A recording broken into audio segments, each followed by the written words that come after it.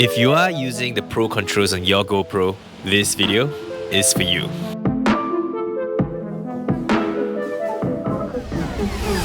Today, I am going to talk to you about a topic that often gets overlooked but will enable you to capture better content. Pro controls. What is it and why do you enable it?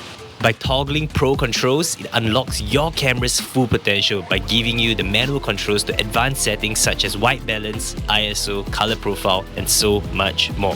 In this video, I will share with you more about the 4 main Pro Tune settings so that you can maximize the use of your GoPro and make sure that you stay to the end for a tip when shooting indoors. Let's start with topic number 1, white balance. White balance lets you adjust the color temperature of your shot to optimize it for warm or cool lighting condition. Scroll between the options to see a live preview of each setting and then tap on the one that you want. By default, white balance is set to auto, and that is my go-to setting in most scenarios. However, if you are shooting across multiple cameras, I would recommend you to lock your white balance across all the cameras so that your footage will remain consistent throughout. Now, let's talk about ISO. ISO refers to your camera's sensitivity to light. The higher your ISO, the brighter your image will look. However, by increasing your ISO, you are introducing more noise to your footage. In other words, the higher your ISO, the more grainy your image will look. For your GoPro, ISO minimum and maximum lets you set a range to define your camera's sensitivity to light. By default, 100 to 1600 is ideal for everyday scenarios, like today. That said, in bright sunny conditions, you can drop your ISO to 400 for a cleaner output. But at the end of the day, it all boils down to your personal preference. Do you prefer a brighter, grainier shot or a darker, cleaner look? It's up to you. No right or wrong choice. Up next, color. There are 3 main color profiles on your GoPro camera. By default, your camera is set to natural, and that captures photos and videos with a truer to life color profile. Flat provides a more neutral color tone to your footage that offers more flexibility in post-production, especially if you are trying to color match your footage to other devices. Use this setting only if you intend to color your footage in post.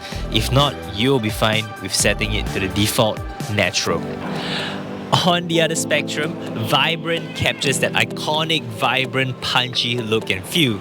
If you're too lazy to color your footage, this setting might just be the one for you. That said, there is no right or wrong color profile to select.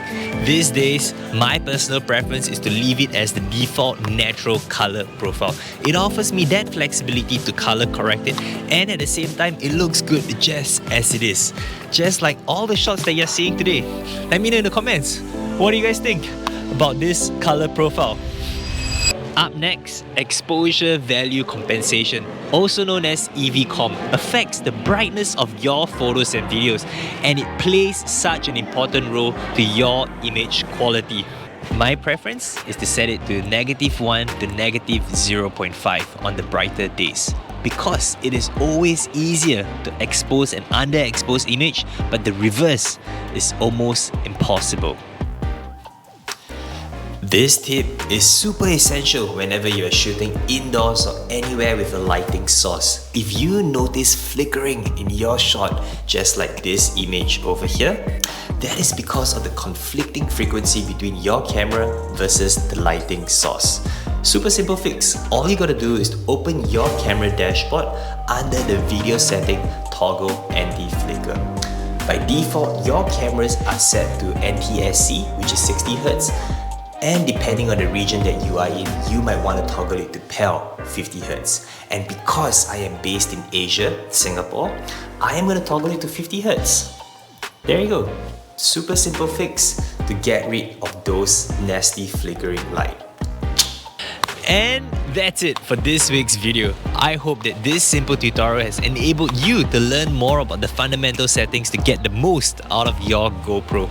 Let me know in the comments what other topics do you guys want to hear on the future vlogs. For those who have stayed to the end, I truly appreciate your support. Until then, stay safe and I will see you next upload. Yo!